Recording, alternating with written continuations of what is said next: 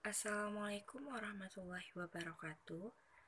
Perkenalkan, nama saya Maulan Azahra dari Prodi Pendidikan Sejarah Fakultas Keguruan dan Ilmu Pendidikan Universitas Riau. Pada kesempatan kali ini, saya akan menjelaskan tentang awal mula perkembangan Budi Utomo dan perjuangan Budi Utomo dalam menantang kolonial. Perjuangan fisik Indonesia berakhir dan beralih ke masa perjuangan bangsa Indonesia melalui organisasi modern dengan tujuan untuk perbaikan hajat hidup bangsa Indonesia ke arah yang lebih baik. Hal ini merupakan dampak dari pelaksanaan politik etis oleh Belanda yang secara tidak langsung melahirkan tokoh-tokoh intelektual pribumi yang menjadi penggagas pergerakan nasional. Budi Utomo merupakan organisasi pemuda yang menjadi awal kebangkitan Indonesia. Berdirinya Budi Utomo berawal dari gagasan Dr. Wahidin Sudirohusodo, dan Budi Utomo ini merupakan sebuah organisasi pelajar yang didirikan oleh Dr. Sutomo dan para mahasiswa Stovia, yakni Gunawan, Dr. Cipto Mangunkusumo, Suraji, serta RT Aryo Tirto Kusumo yang didirikan di Jakarta pada tanggal 20 Mei 1908. Organisasi ini bersifat sosial, ekonomi, kebudayaan, dan tidak bersifat politik. Berdirinya Budi Utomo tidak lepas dari peranan Dr. Wahidin, karena ialah yang menginspirasi Dr. Sutomo dan kawan-kawan untuk mendirikan organisasi pergerakan nasional ini.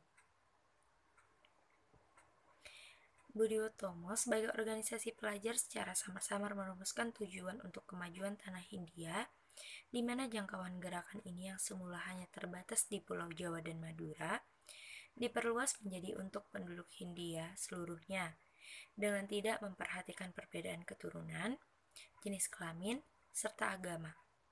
Berdirinya Budi Utomo tidak lepas dari berdirinya Stovia, dikarenakan pada akhir abad ke-19 di Pulau Jawa menyebar berbagai macam wabah penyakit, serta pemerintah Belanda kesulitan mengatasi persoalan ini.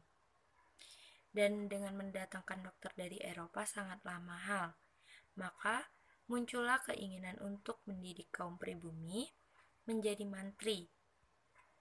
Maka didirikan Stovia pada tahun 1851 yang melahirkan banyak dokter yang piawai dalam bidang kesehatan dan medis. Serta, dan tidak hanya itu, namun juga melahirkan aktivis pergerakan nasional.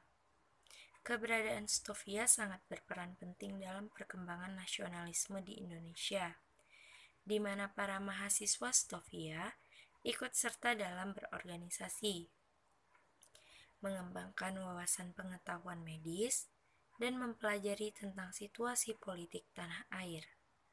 Di samping kemampuan individu para mahasiswa, pendidikan menanamkan disiplin tinggi bagi para pelajarnya, dan hal ini yang mampu menyatukan pelajar dari berbagai suku bangsa Indonesia. Lahirnya Budi Utomo menandai terjadinya perubahan bentuk perjuangan dalam mengusir penjajah, di mana perjuangan yang selama ini bersifat kedaerahan berubah menjadi bersifat nasional dengan tujuan mencapai Indonesia yang merdeka. Perjuangan mengusir penjajah yang semula hanya mengandalkan kekuatan fisik bergantung pada seorang pemimpin berganti menjadi perjuangan baru yang memanfaatkan kekuatan pemikiran. Perubahan bentuk perjuangan ini menjadikan usaha untuk mengusir penjajah terus berkesinambungan karena tidak bergantung pada satu orang pemimpin. Budi Utomo mempelopori perjuangan dengan memanfaatkan kekuatan pemikiran, karena organisasi-organisasi pergerakan yang muncul pada masa berikutnya memiliki keterkaitan dengan Budi Utomo, seperti Perhimpunan Indonesia, Sarekat Islam, Indis Partis, dan Muhammadiyah merupakan organisasi-organisasi yang lahir setelah menjalin interaksi dengan Budi Utomo. Meski memiliki ideologi yang berbeda, organisasi pada masa pergerakan ini memiliki tujuan yang sama, yakni meningkatkan kesejahteraan hidup masyarakat, dan juga beragamnya organisasi pada masa pergerakan ini mempercepat tercapainya kemerdekaan, karena organisasi-organisasi tersebut saling melengkapi. Karena hal ini, hari lahir Budi Utomo dijadikan sebagai hari kebangkitan nasional di Indonesia, yaitu pada tanggal 20 Mei. Sekian materi yang dapat saya sampaikan. Terlebih dan terkurangnya mohon dimaafkan. Saya akhiri. Wassalamualaikum warahmatullahi wabarakatuh.